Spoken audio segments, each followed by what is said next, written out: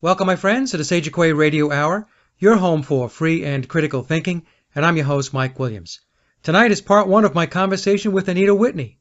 Anita is an expert in the corporate contract government structure, which masquerades as representative government to intentionally mislead the public in order to advance corporate objectives over the will of the people.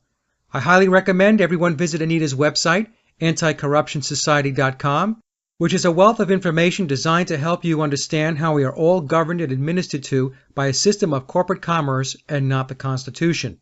Anita's site also contains a plethora of links, documents, and templates to assist you in protecting your rights under the contract-based system that has been imposed upon us and without our consent. And to kick our conversation off, I asked Anita to explain why a commerce or contract-based government is even a problem. And here is what she had to say. Anita, on your website, antisocietycorruption.com, the site has a lot of information with regard to all governments being corporations. And after explaining this to many people, whether it be through the website and talk shows and handing people documentation, many people will just take a step back and look at us and say, okay, so maybe it is a corporation, but what does that mean to me? How does that affect me? What difference does it make in my life? And how would we answer that type of question? Well, that's a good question, and I've been asked that myself. I mean, I first discovered in 2009 that it's all a corporation, and it was who tipped me off was John Harris from the UK. He did a wonderful video called "It's an Illusion." It's still on the internet. Anybody who wants to watch it can watch it. And he talked about it's all a corporation, and he said, well, you can find your city or your county, or I don't remember what he called it in the UK, on Dun & Bradstreet. And I thought, oh, couldn't be. Couldn't be. And so I went and looked them up. And on my website, anticorruptionsociety.com, if you type in the search, dissecting the basics of our legal system, and click on that, you will see a little chart of what I discovered when I did exactly what John Harris said to do. Look them up on Dun & Bradstreet. And so I went down the list, and there was the United States, and there was Department of Health and Human Services, and there was the state of Ohio.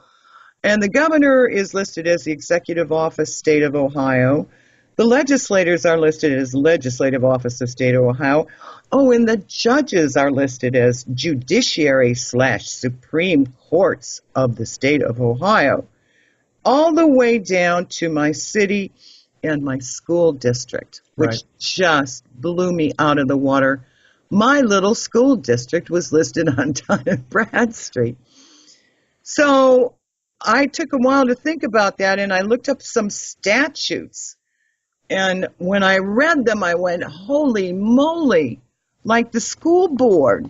And I got a little copy of that on this dissecting the basics of our legal system.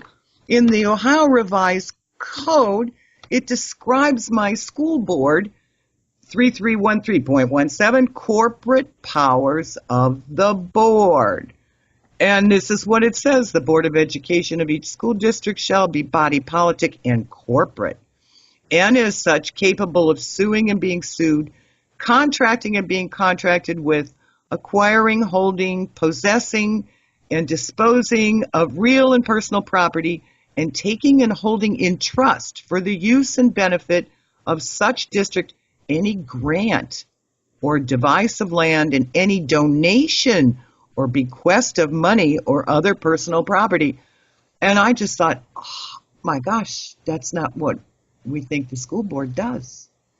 Yep. And it started to make sense why so many of us contact the school board and we get ignored, we get insulted. I mean, yep. They have absolutely no respect for us, and they have no need to explain themselves to us. And to prove it, my husband went to a school board meeting and tried to make a comment, and he was given a strict rule. He could only speak for 2 to 3 minutes. I can't remember which. And they don't answer questions. If people would, if they doubt that it's all a corporation and they think it's not a problem, I suggest that they go to a city council meeting, a county commissioner meeting, a school board meeting, go to the meeting and watch how it's conducted. And then try to insert your ideas or your thoughts or your concerns, and you're going to find out pretty fast that they don't work for you.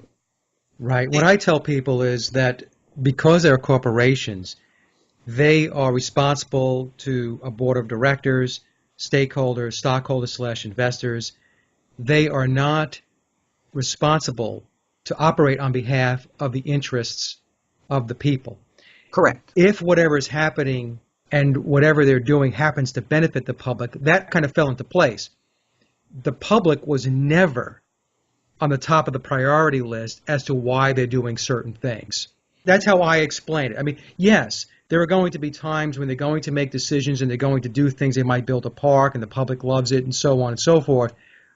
But that building of the park had nothing to do with really what the public wanted, or it wasn't really done with the public's interest in mind. It was done because a deal was cut contractually between two parties, two corporate entities, to say we're going to build this park, and here are the reasons why we're going to do it, and it's going to happen. Yes, and you have no influence. And you know, in my city, there is a battle right now. They want to take out an existing park and put in a recreation center. This is going on across the country, and the people here are happy with the park the way it is, and they don't want to pay more money. They can go enjoy the park for free now, but the recreation center, they'll have to be a member. So there's a big backlash, save our park.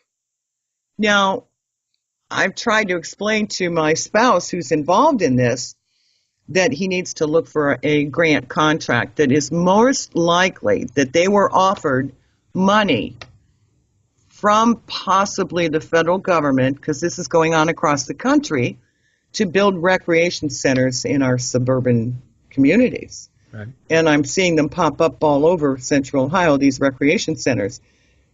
And I said, if there's a grant contract and they signed it, they can't really renege on that. They really are obligated to go forward, or they have to return whatever money they've gotten. And if they've signed the memorandum of understanding or whatever, they are committed contractually to going forward. So they don't necessarily care what you say or what you think. They will go forward no matter what you say. In fact, there was a huge hearing, an outcry from the public against this project. And the school board did a vote, and it was 6-1 to go forward. Yeah. They just ignored what the public said completely. Right, and that was the point I was trying to make. You could have coincidental benefit to the public, but there is rhyme and reason and there's an agenda behind why they're doing what they're doing. Correct.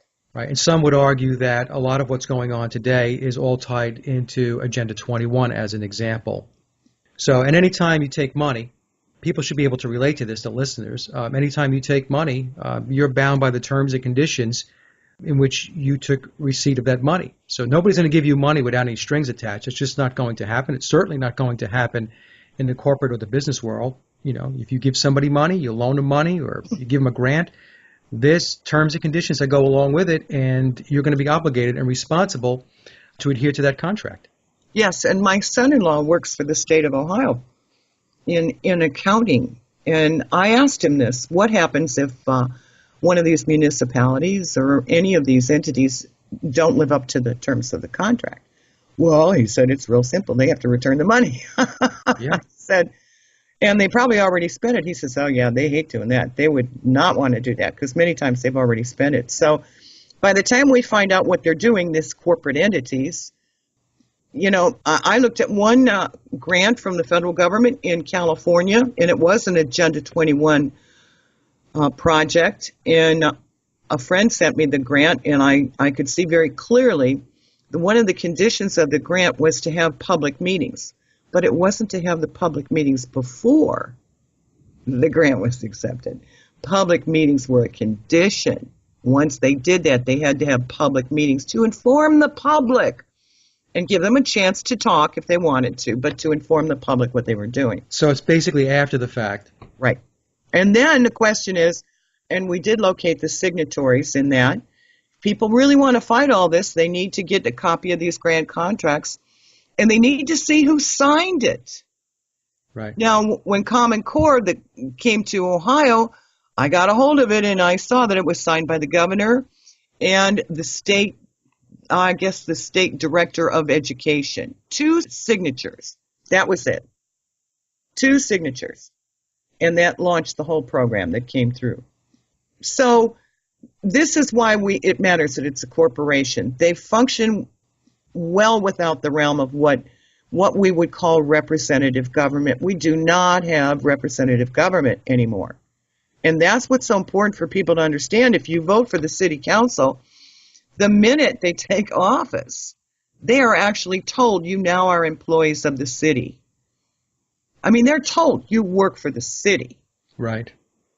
And whether or not, treat the public nice, but now you work for the city. And most people would interpret that, I guess, thinking, well, of course I work for the city. You pay my paycheck and I'm employed here. But they're not connecting what's implied there. You work for us. You understand? You work for us. Right. So what we say goes. That's correct. Unless we understand it a little better now, I've tried to work our city, although the people on this one street said no to streetlights. No, wait, it was sidewalks. They said no to sidewalks. They didn't want to pay for sidewalks. Hadn't had sidewalks in forever. And they were all happy. There aren't that many cars on the street. Everybody was just happy. No, thanks. We don't want to pay for sidewalks. So the city couldn't get them to vote. Not enough of them would vote for the sidewalks. So what the city council did is they went ahead and voted for it anyway. Okay, Unbelievable. we're going to vote for sidewalks. You got sidewalks. It's going to cost you $10,000 each. Okay? Yep. Now, this particular gentleman, I think it was a financial burden for him, but even if it wasn't and he didn't want sidewalks, he should be outrageously angry. And here's where the whole plot gets thicker, why it's so important to understand what you're dealing with. Because now they're going to bill him for that. I tried to talk to him and I had a difficult time getting through because he wanted to go to a bar attorney. And of course, the bar attorney is going to support whatever the city council says. They work in the system. And if the city says we're going to do this, the bar attorney will say, well, the city decided you have to do that. He will not expose the fact it's a corporate structure. I have talked to these bar guys. One said, well, it's not important. Move on, move on, move on. It is important because I told the homeowner, I said, now they're going to send you a bill. Now they're a corporation. You aren't obligated to pay that bill unless they have a signed contract. Now they're going to present it to you as if you have no choice. And if you don't know how to respond to that, then they're going to bill you and they may end up, if you don't pay it, putting a lien on your property. But the assumption, you're making the assumption and they're presenting this to you as if this is a fact. We have the right to do anything we want and charge you for it. That's okay? right. Yep. And he's so conditioned to believe it's a legitimate government that he's not ready to challenge them, Mike. And that's where we're trying so hard to get the word out. Don't just accept what they're saying. Challenge them. I mean, challenge them and get them to understand that you're not consenting. So in that situation, Anita, let's just use that as an example. How would that work? How would you not consent to that? What should that person do? Okay. I'm glad you asked that. We put together a bunch of strategies in a guide called Lawfully Yours that's free. It's a free download on our website. If you look at the home page, there's tabs at the top. One of them says Lawfully Yours. And we explain a little bit about what this guide does and what this guide offers.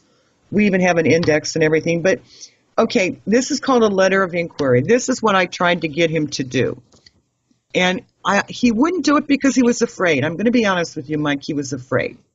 And we'll talk about that later, how challenging them makes us scared. Well, that's a big part of their game. The fear factor is what makes it work. That's correct. Yeah. Okay. So this is simple, and I don't know why this would be scary. I bet it wouldn't scare you. Okay. Letter of inquiry. It's a sample in Section 5. We have a bunch of sample questionnaires, letters, and notices, but this one, you send the letter to the employee, okay? You identify it as the city corporation, which it is. They know it is. They have a corporate charter, no question about it. Okay. Dear Mr. Bluehoo, recently received a communication from your office regarding sidewalk. I'm going to read the way this said, but we can quickly figure out how we would put this to sidewalk. This is what's in the book, though. Regarding making application for a newly created permit. That's part of Agenda 21 that they're doing. You cited a rule, code, or ordinance statute passed by the private corporation known as the City of Atlanta or whatever in your communication, but did not identify the statute by name, number, and effective date. Freedom of Information request. Please provide me with the name, number, and effective date of the rule, code, ordinance, statute that prompted your communication. And please send me all documents that contain the original signature of either my wife or myself that created the obligation for either of us to adhere to the City of Atlanta's corporate rules, codes, or ordinances. Appreciatively. And you sign it. There you go. Yep. Now, why is that scary? Well, I think it's scary because I think a lot of people are not sure that what they're dealing with is really a corporation and that this is some fringe notion that is being put out there and they're going to get hammered. You know, that they're concerned that they're going to make the situation worse. There might be additional fines, surcharges, letters, threats of legal action. I could just imagine what's running through his head. Right. And that's what we have to overcome. Right. And that's where we have to go. And I spend a lot of time, I'm on the radio on once a week, and I talk to people on the phone all the time, trying to explain to them that what you're going to get is another letter. You know, expect it. This is going to be a communication. Make sure you never talk to them on the phone. You're just going to exchange mail. Because anything you say on the phone, you don't want any phone conversation entered into any agreements. You want to have this all on paper. You can see what they're saying. You control what you're saying. You control the communication if you keep it on paper and keep it calm. Now, when we've tried this before, it was funny to watch.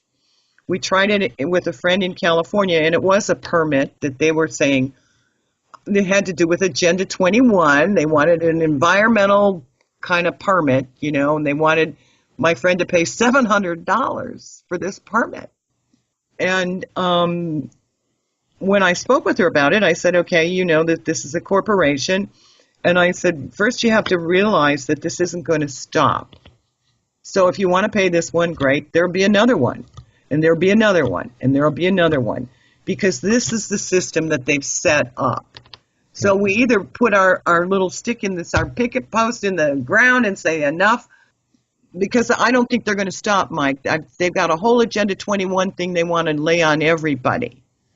So the only way we're going to stop them, I believe, is if we start challenging their authority to do what they're doing. Well, and the system is a system of commerce. So a system of commerce is designed to extract wealth. Correct. Right? So right. If you go from that premise, you're right. exactly right, Anita. They're not going to stop.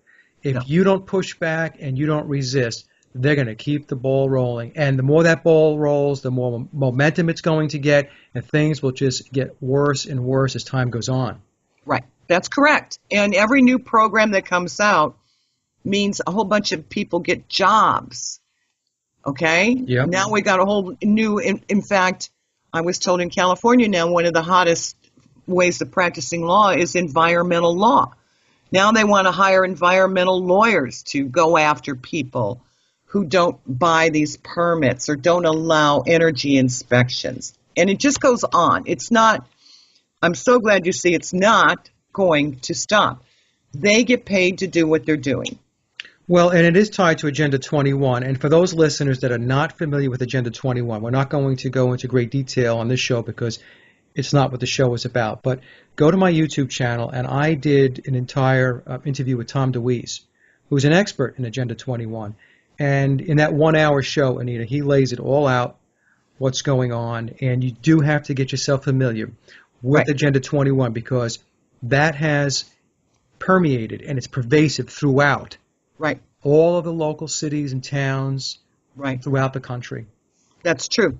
In fact, the executive branch set up for climate change a panel of, like, I guess I counted them, 30 different agencies that he wants out there.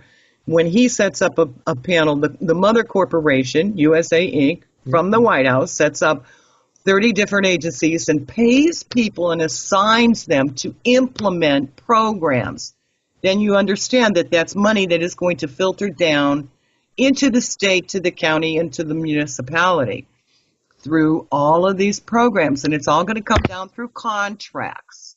So it starts at the top and it filters its way into you receiving a letter saying, we are going to have to inspect your home per ordinance blue, blue, blue for energy efficiency. So that's just a good example, don't you think, of where this will go.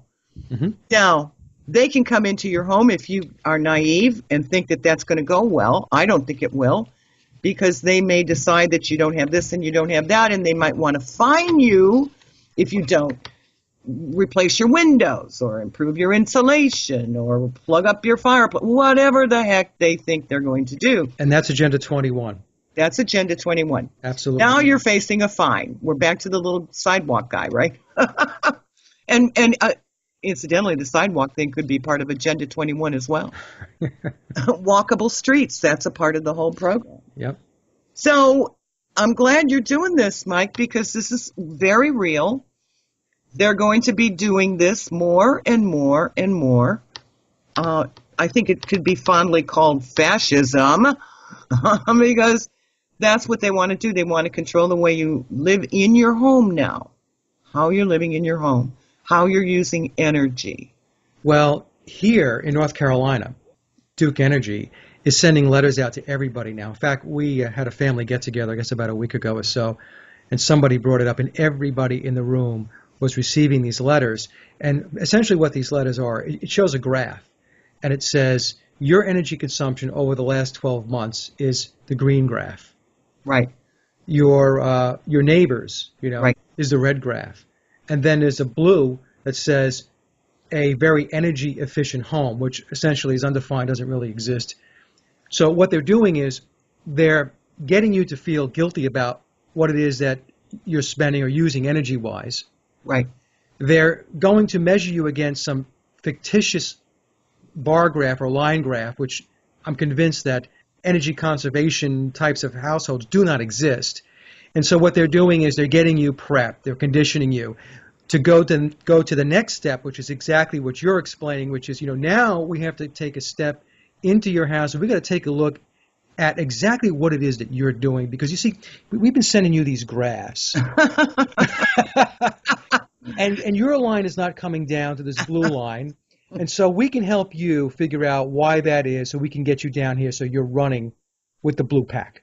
Okay, and by the way, we'll take off $50 from your bill next month if you'll agree to do this. I mean, there's the carrot, right? Well, what they do down here, they said, if you sign up to allow us to pull back your energy during peak times, we will send you a check, $25 for the year. Oh. $2 a month. That sounds like a winner. Let me sign, So, right. And the thing is, I'm absolutely convinced, Anita, that they are having people chase ghosts because these, like I said, these optimized, energy-wise homes, they don't exist. Right. It's some modeling that they've done, and they're having people chase some model that is really not reality. Correct. And I get the same thing in my mail. So I know exactly what you're talking about. I'm with the American Electric Power. Exactly the same thing. And I do think that down the road there's going to be some kind of reckoning they're going to want to do. But we've got to protect ourselves from this because it's not going to get better if you let them into your home. Right. You don't know what they're going to find that they're going to consider unacceptable. Now, what I'm hearing in California, they're telling people, you're going to have to upgrade your home, and you're going to love this one, Mike. And we have loans. Don't worry, we have loans for this. So if you can't afford it, we've got these loans. We'll help you. So what we got now is people signing up to appease these outrageous rules that may or may not make any sense whatsoever, and getting into debt to do it. Yeah. I mean, that is what you call the catch-22. And that's when you really have to stop and say, by what authority do you have to do this? By what authority? By what authority? I'm so hoping that you can help get the word out to start looking at by what authority and lawfully yours we think may be a good introduction of challenging by what authority, because they don't have it. They're a corporation. A corporation's a fiction, and I know people have a hard time with that.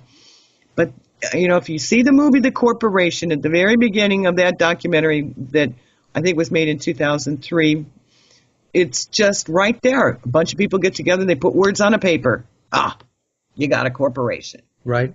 That's what it is. It's a bunch of words on a paper, and it's safe. It has no authority over living flesh and blood men and women unless we sign the document. Sign the document. So that's what we're about teaching people. That's why it's so important. It's everything. You don't have a sovereign government.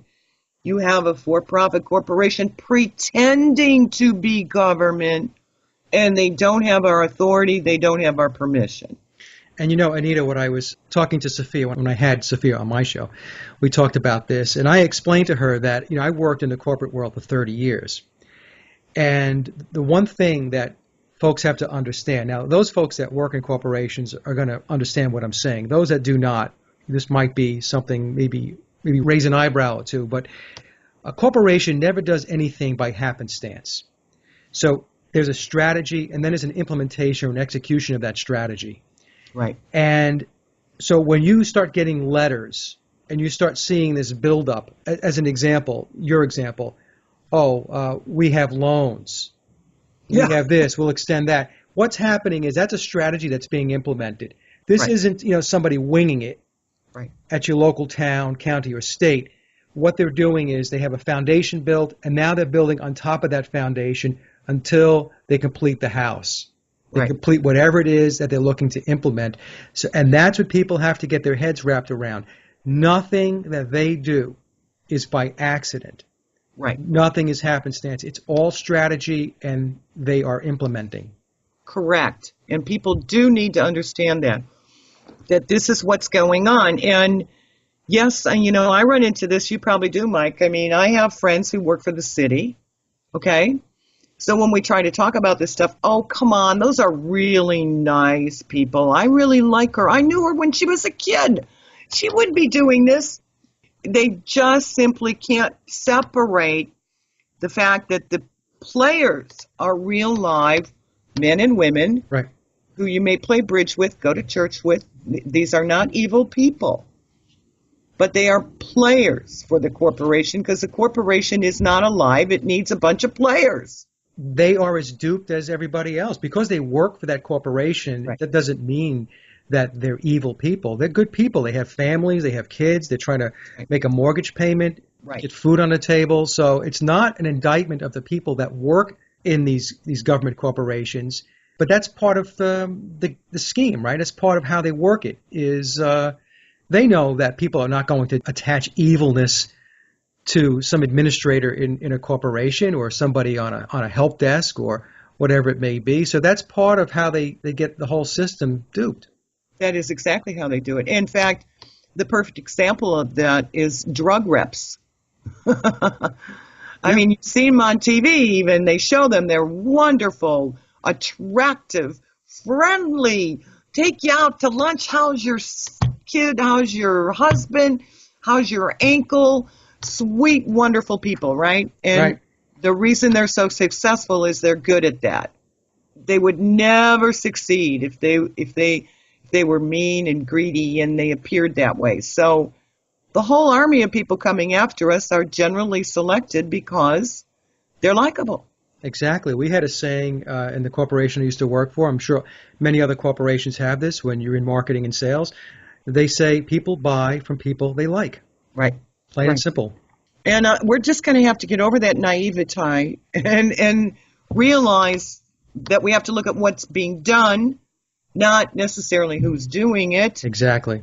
and really stop being so naive. I mean, if I could put out a prayer to the world, to the universe, I would say, how do we get the humanity to stop being so naive?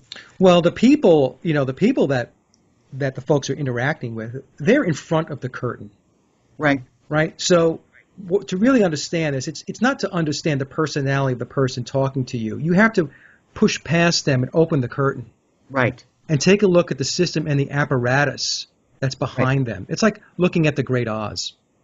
It is, very much so. And I saw it when I went to Best Buy. I went to Best Buy, and their practices, their corporate practices are pretty ruthless, basically. But the woman at the cashier, she was so nice. And this is how evil they are. She said, I wish you'd fill out this survey to let us know how the service went. And I said to her, you know what, I don't want to get involved in snitching on employees. This is why they do this. They want us to snitch. And if you weren't really nice, then they want to know and they can terminate you. I don't want any part of that. And she said, but you know what? If I get people to fill out the surveys, I get an increase in salary. Mm-hmm. So, I mean, this is how bad. They've got these frontline people that interact with us, giving us surveys so that we can judge their performance to their superiors. It's a performance appraisal. Yep. Exactly. Now, how trapped are they? The corporate world, folks, is ruthless. Absolutely ruthless. They'll put a pretty face on. They'll show you nice commercials and nice ads in magazines, and they're doing things for the world and for humanity. But again, you have to look, open the curtain and look beyond the curtain and see what's really going on. It's ruthless. It is absolutely ruthless. And unfortunately, it becomes more and more difficult for independents to make a living on their own outside of that corporate world. They seem to buy up so many little businesses. I mean, we've got them here in my town. We've got PetMart or one of those. I don't even want to say which one it is. One of those big corporates that are trying to make their money selling pet supplies. Okay, what they want to do now is they want to have an in-house vet working for their corporation, much like Sears has dentists. Mm-hmm. And they want groomers, in-house groomers. So what does that do to my local veterinarians? And my groomer, who's just a lovely lady, spent all of her life getting her own little business. And she's very good at it, you know? Yeah. It's going to happen. This is what the corporation does. I'm convinced of it, Mike. They scout around to see where there's a niche, and they try to fill it for their own profit, which would put our local vets out of business, our local groomers out of business, our local realtors. We now have a Soulsby real estate office right here in my town. I've seen that here too. Yeah. You know, it's interesting, Anita, when we talk about what's happening. That's why you have cookie cutter communities. That's why all communities look alike. Right. They all have the same eateries. They have the same shopping plazas and so on. Because what's happening is you're being taken over by the corporate apparatus, the corporate structure. The sole proprietor, the entrepreneur has a small shop. They're trying to knock them out of the box. Now, I'm going to say something here, and this is the God honest truth, but within corporations, what they'll do is they will buy small startup companies, let's say, that have a great product. Right. They will do one of two things. They will buy that company because they have an interest in that product and they want to bring it into their portfolio. Right. Okay? Right. Or they will buy a company and then that's it. They bought the company to kill it. Right. They didn't Right. buy it to bring the product to market. Right. They bought the company so that it can die a slow death. And Right. that's it. It's the elimination of competition. It is. And Right. We've got they're not enforcing any rules about monopolies anymore. Nope. Nope. So, I mean, some people are familiar with the chain Whole Foods. I don't know if you're familiar with Oh, yeah. Whole Foods. Yep. Well, we had something called Wild Oats, and he was doing fabulously. He was right here in my town. Independent guy. He really started this organic grocery store concept. He was there before Whole Foods. In fact, if you do your research, you're going to find out that the guy who's the CEO of Whole Foods would launch attack campaigns on this man to discredit him and he literally, we believe he drove this guy out of business. Yeah. And now you've got Whole Foods, and it's really your corporate model. I mean, I hate going in there now. All the employees are drones. Did you get everything you wanted? Can I help you in any other way? I mean, it's just the same old, same old. And it's sad to see because they're going to pay them the least amount of money they can get by with. Absolutely. And what they're doing there is they're breaking up the community aspect. In other words, if you have a small farmer, a small shop that sells organic food as an example, what that lends itself to is the whole community mentality, small, self-reliant, self-governing, self-sustaining.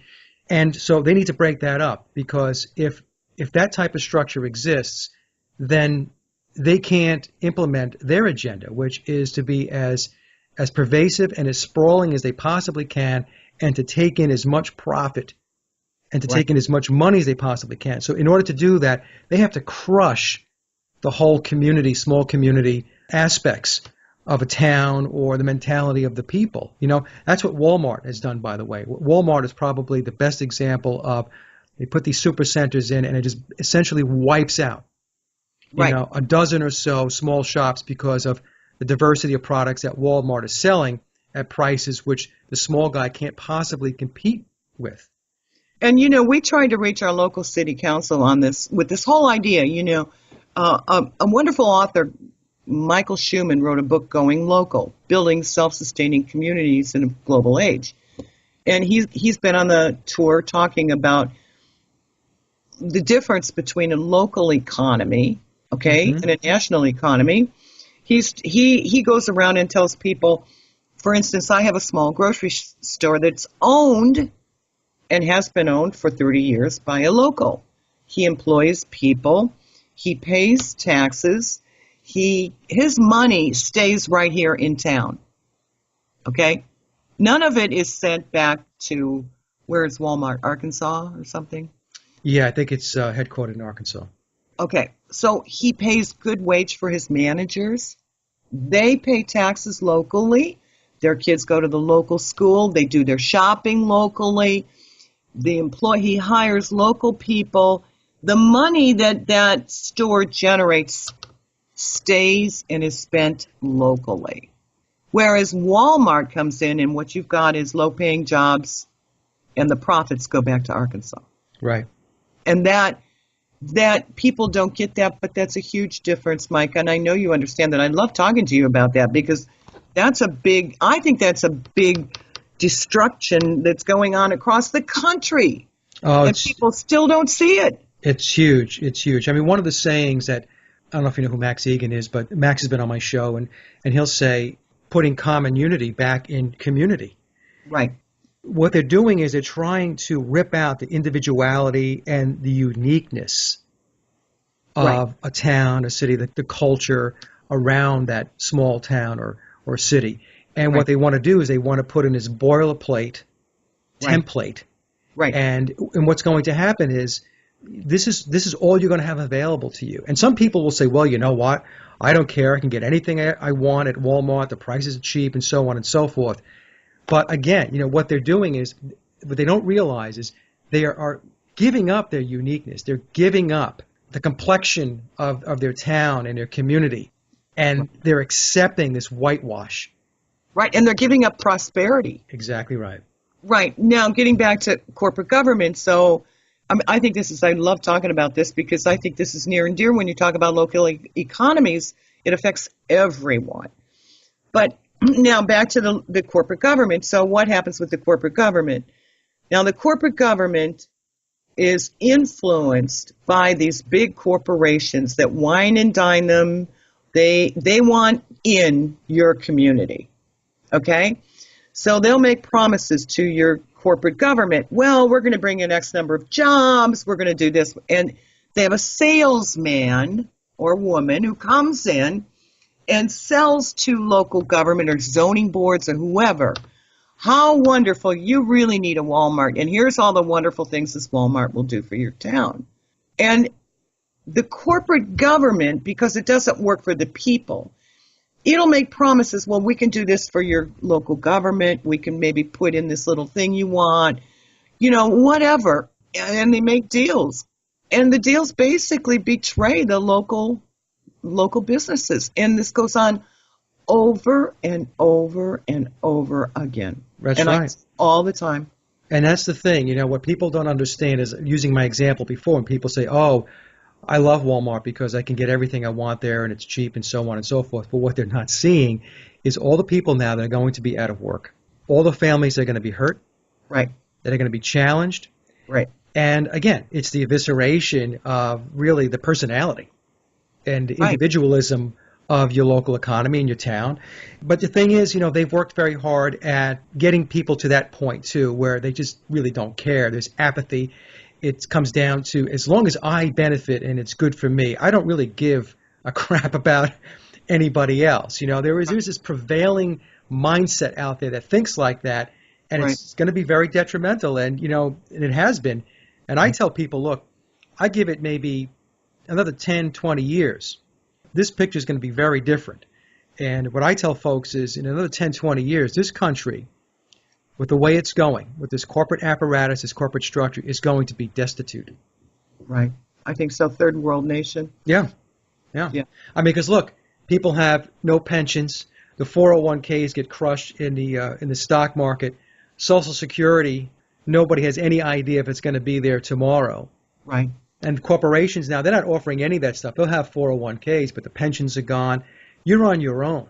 And they're union busting as best they can, as fast as they can. Exactly. And as soon as you start hitting 60 years old, all those thought processes that you had when you were younger, because you thought you had all this runway ahead of you in life, and you didn't have to worry about retirement and taking care of yourself when you get older. All of a sudden, when you hit about 50, 55, because I'm 56, certainly by the time you hit 60, and you're looking at the fact that all you're doing is grinding it out every single day with no light at the end of the tunnel, right? All of a sudden, that little light bulb goes off in your head, and you're thinking to yourself, you know what?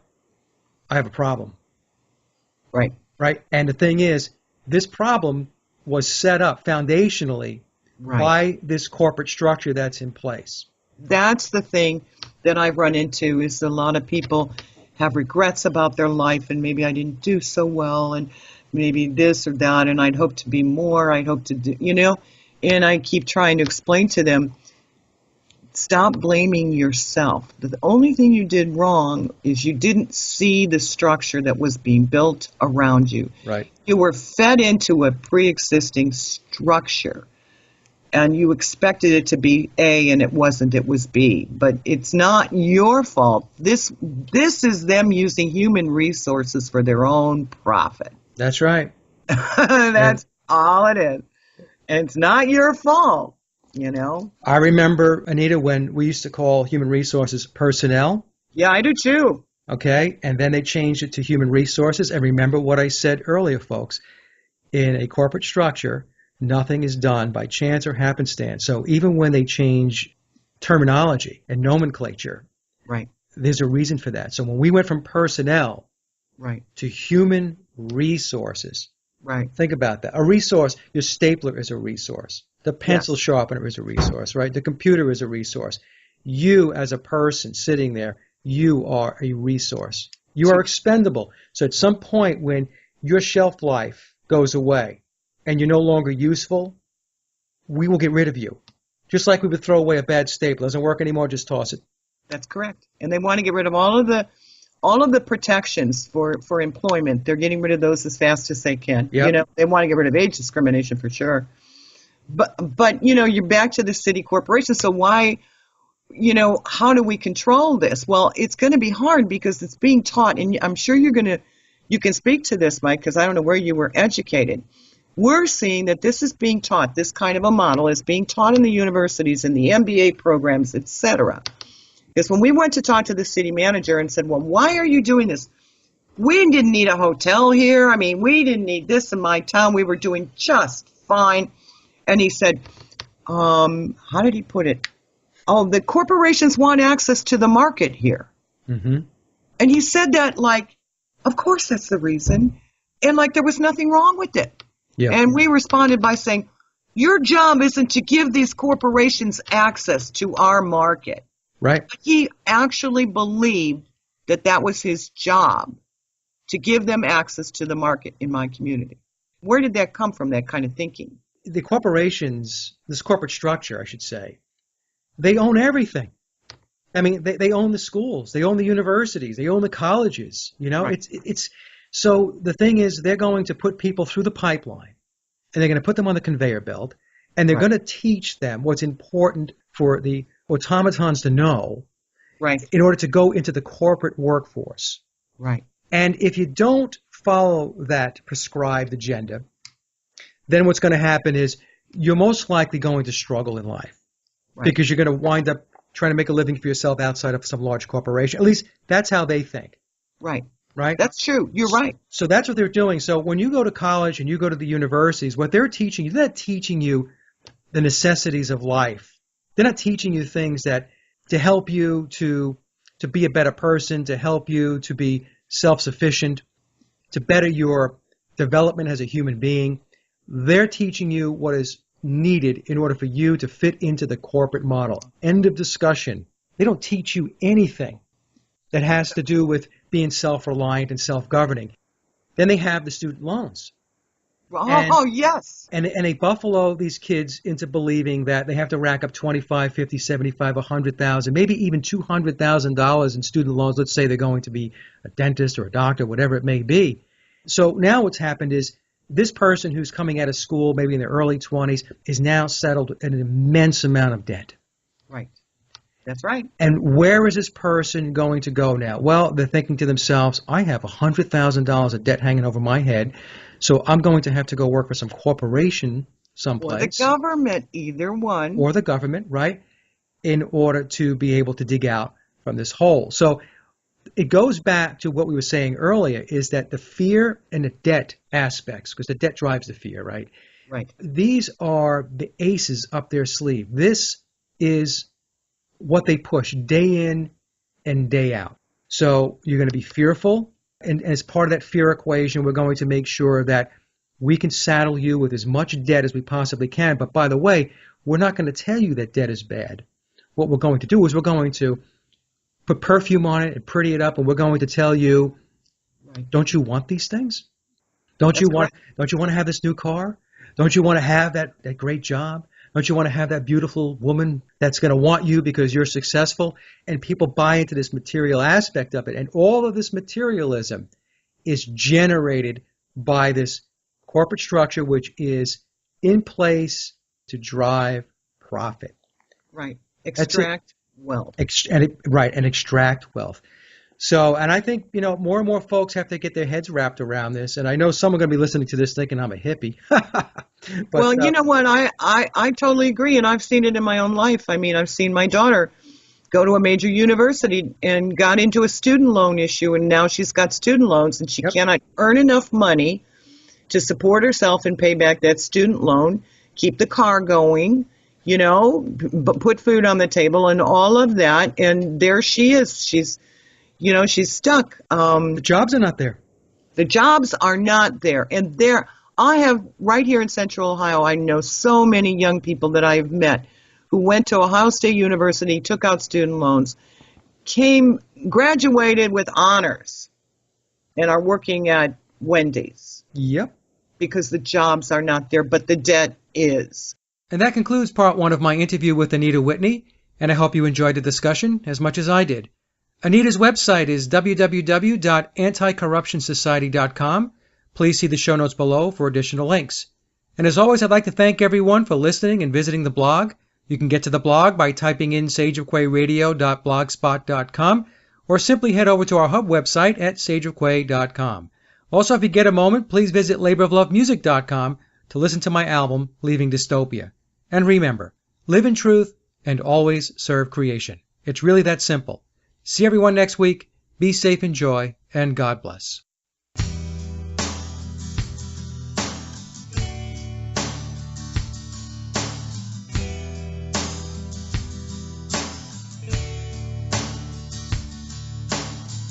I'm packing my bags,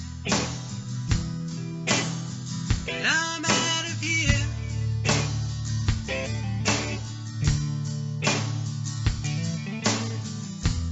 Riches to rags, can't live in fear.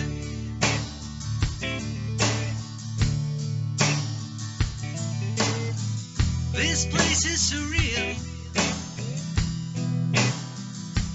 Nobody cares.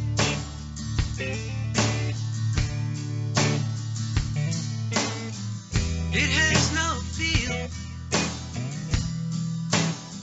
just blank stares.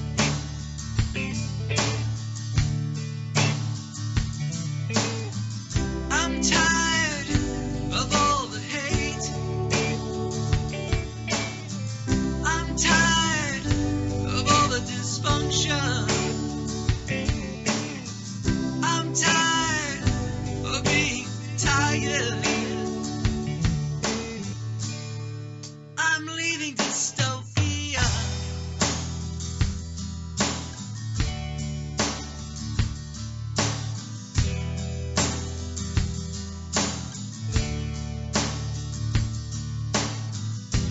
I'm not a slave, so please go away.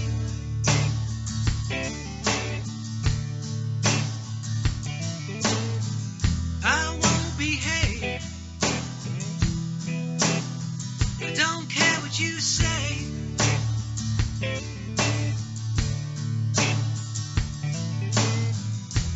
I don't sleepwalk or crawl on my knees.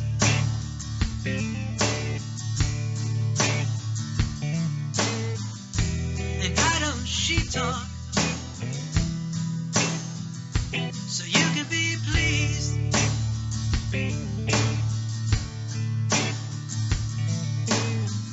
I'm tired of all the hate.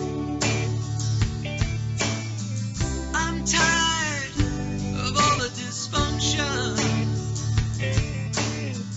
I'm tired of being tired. I'm leaving dystopia.